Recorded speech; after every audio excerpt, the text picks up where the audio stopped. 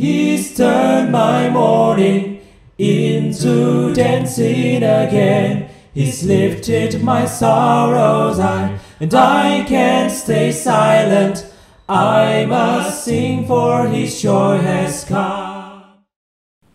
Shalom jemaat yang dikasihi Tuhan. Kembali kita berjumpa dalam RHS, Renungan Harian Sulung. Dan hari ini kita sudah masuk dalam minggu ketiga begitu ya, dalam perenungan kita dalam rangkaian bulan keluarga. Dan hari ini saya percaya bahwa Bapak Ibu semua, setiap keluarga sekarang seharusnya sudah punya satu kerinduan yang sama, yaitu ingin bisa mengalami Tuhan bersama-sama dengan keluarga, ingin ngalamin Tuhan lebih lagi di dalam keluarga Bapak Ibu sekalian. Dan saya percaya bahwa banyak keluarga yang hari ini sudah mendoakan mungkin ya, supaya keluarganya bisa terus bertumbuh. Walaupun saya juga percaya nggak ada keluarga yang sempurna gitu ya, ada keluarga yang mungkin banyak ngeselinnya, banyak nyenenginnya, banyak sakit hatinya, banyak jarang ngobrolnya dan lain sebagainya. Nggak ada keluarga yang sempurna Bapak Ibu sekalian. Tapi satu hal yang ingin saya katakan di renungan pada pagi hari ini, siang hari ini, sore hari ini, malam hari ini, bahwa Anda tidak sendiri, keluarga Anda tidak sendiri. Disinilah komunitas gereja hadir untuk saling support, untuk bantu, supaya setiap keluarga bisa sama-sama bertumbuh. Nah, Bapak Ibu, ketika merenungkan bagian ini gitu, saya teringat dengan satu bagian firman Tuhan dari Yohanes pasal yang pertama ayat 41 sampai 42. Yohanes pasal yang pertama ayat 41 sampai ayat yang ke-42. Kalau Bapak Ibu sudah menemukannya, saya akan bacakannya untuk kita semua.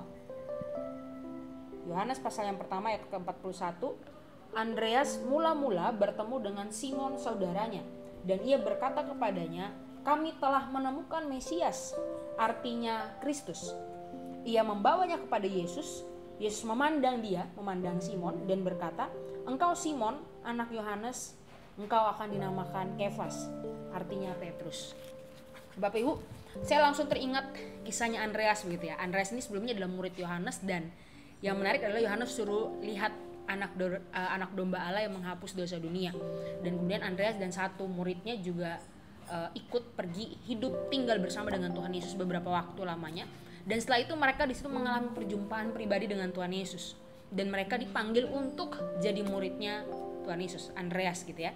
Nah, dalam pikiran saya begitu ya, Andreas ini bukannya sibuk untuk mempersiapkan pelayanan-pelayanan apa yang akan dikerjakan dengan Tuhan Yesus. Enggak, itu bukan hal pertama yang dikerjakan, tapi yang dia kerjakan pertama yang dikatakan di Alkitab di sini, dia pergi menemui saudaranya Simon. Ketika dia mengalami Tuhan, ketika dia berjumpa dengan Tuhan, dia enggak langsung mikirin saya mau pelayanan apa nih ya, saya mau kerjaan apa bareng-bareng Tuhan ya, enggak. Yang dia lakukan pertama-tama, dia cari saudaranya dan dia panggil, dia ajak untuk ketemu Tuhan Yesus. Ini satu hal yang menarik gitu ya, karena akhirnya kita tahu Simon ini yang diberi nama Petrus kemudian menjadi salah satu murid yang punya pengaruh yang sangat besar. Alkitab sudah jelas menyatakan dari awal bahwa keluarga harusnya menjadi awal mula kita berjumpa dengan Kristus gitu ya. Ketika Bapak Ibu yang mungkin hari ini sudah mengenal Kristus lebih dahulu, sudah percaya sama Tuhan lebih dahulu, sudah mengalami Tuhan lebih dahulu, ketika Bapak Ibu merasakan Tuhan, jangan langsung fokus untuk menyelesaikan pelayanan-pelayanan yang ada, apa yang bisa saya lakukan di gereja. Tapi mari langsung ingat saudara kita di rumah.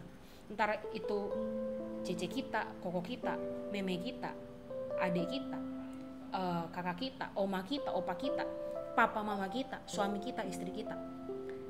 Mari kita ajak untuk mengalami Kristus. Itu hal yang paling penting. Seperti Andreas, bukan sibuk memikirin pelayanan apa, tapi langsung kembali dan mengajak Simon kenal, ketemu dengan Tuhan. Karena itu Bapak Ibu sekalian, sekarang waktunya buat gereja dan keluarga ini bangkit gitu ya, dan masuk ke wilayah yang paling sering diombang-ambingkan oleh iblis, yaitu keluarga kita sendiri. Karena pada faktanya seperti yang sudah dibicarakan di renungan-renungan sebelumnya, hari ini masih banyak orang-orang Kristen yang sibuk dalam pelayanan tapi tidak sibuk dalam keluarga, atau pasif banget, bahkan cenderung diam dan gak mau ngapa-ngapain di rumah mungkin. Karena itu sekarang waktunya buat gereja dan orang tua, keluarga, teman-teman, rekan-rekan menyadari hal ini. Menyadari bahwa perjuangan kita adalah sekarang. This is our time. Ini adalah waktunya. Sekarang adalah waktunya kita bersama-sama berjuang untuk mengalahkan tipu muslihat iblis. Mungkin selama ini yang sibuk di gereja, yang hari ini ngurusin pelayanan, mari kita kembali stop dan mundur sedikit melihat apa yang terjadi di keluarga kita. Kalau hari ini bagi para keluarga-keluarga, kalau hari ini mungkin melihat anggota keluarganya gak bertumbuh, jangan diam-diam aja gitu ya.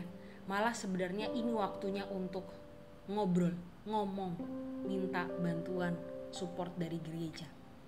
Dan bagi gereja gitu ya, setiap pelayan-pelayan, aktivis-aktivis gereja, mari kita berhenti melihat apa yang nampak di dalam gedung gereja. Tapi mari kita memfokuskan diri kita, pikiran kita, setiap proyek-proyek yang ada kembali ke rumah. Dalam buku Church Plus Home gitu ya, Church Plus Home yang saya baca kemarin dikatakan begini. Ingat, peran gereja bukanlah memastikan saat Anda memandang komunitas ini, Anda bisa melihat terang bersinar dari fasilitas gereja kita. Jadi jangan sampai patokan kita adalah fasilitas gereja begitu ya. Tapi peran gereja adalah memastikan terang dalam komunitas itu menyala sehingga dunia bisa melihatnya. Poinnya bukan terang pada gedung gereja, tapi terang dalam komunitas itu sendiri. Let's say di dalam keluarga itu sendiri, karena keluarga pun ada bagian dari komunitas di tengah-tengah dunia. Jadi pastikan agar gereja benar-benar memahami hal ini. Bagi para keluarga, mari kita minta bantuan gereja. Dan gereja, mari kita sama-sama fokus dalam bagian ini. Kita punya kerinduan yang sama untuk membuat komunitas-komunitas kecil di tengah dunia ini bisa berdampak, bertumbuh dan memuliakan Tuhan. Seperti Andreas yang membawa Simon Petrus kepada Tuhan Yesus, bawa saudaranya ketemu Tuhan Yesus, biarlah mulai sekarang gereja dan keluarga sama-sama punya kerinduan untuk membawa keluarganya, anggota keluarganya, menggumulkan sama-sama, mendiskusikan hal yang sama, buat setiap keluarga, anggota-anggota keluarganya bisa semakin bertumbuh dan bisa bertemu dengan Tuhan secara pribadi. Bisa bertemu, bisa mengalami Tuhan, dan kemudian bisa menjadi murid yang mau untuk terus-menerus diproses di dalam keluarga, di dalam gereja. Kiranya Tuhan menolong setiap kita menjadi satu komunitas, keluarga dan gereja yang sama-sama memiliki kerinduan bertumbuh, berdampak di tengah-tengah dunia. Kiranya Tuhan menolong setiap kita. Mari kita satu hati dalam doa, kita berdoa. Tuhan, ini setiap kami komunitas murid Kristus. Kami sebagai satu keluarga, satu komunitas gereja. Kami rindu Tuhan, kami tidak lagi fokus dengan apa yang nampak di gedung gereja. Biarlah kami boleh terus fokus untuk melihat apa yang ada di dalam keluarga kami. Kalau saat ini keluarga kami mungkin ada yang gak bertumbuh Tuhan, kami rindu Tuhan yang boleh melawat hati anggota keluarga kami. Tuhan yang boleh menyentuh, Tuhan yang boleh mengubahkan, memproses kehidupan anggota keluarga kami. Biarlah sungguh Tuhan, Tuhan yang boleh menjamah dan mengubahkan. Kami rindu Tuhan, Tuhan boleh melawat setiap keluarga yang ada di GKI Sulung. Bahkan Tuhan menolong ketika ada keluarga yang kesulitan.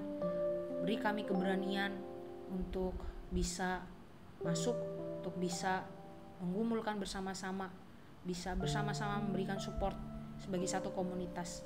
Biarlah gereja boleh sungguh-sungguh hadir untuk memberikan kasih, memberikan sukacita, memberikan satu dorongan semangat untuk membawa jiwa-jiwa di dalam keluarga masing-masing jemaat bisa bertumbuh dan mengalami Tuhan.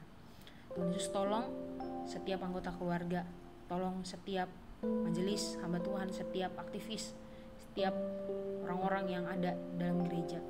Biarlah setiap kami bisa bersama-sama bersatu hati, memikirkan hal yang baik ke depannya di tengah-tengah keluarga jemaat GKI Sulung. Kasih Tuhan ini doa kami, menyerahkan keluarga kami ke dalam tangan Tuhan. Ampuni segala dosa dan kesalahan kami. Dalam nama Tuhan Yesus Kristus kami sudah berdoa. Amin. Joy has come.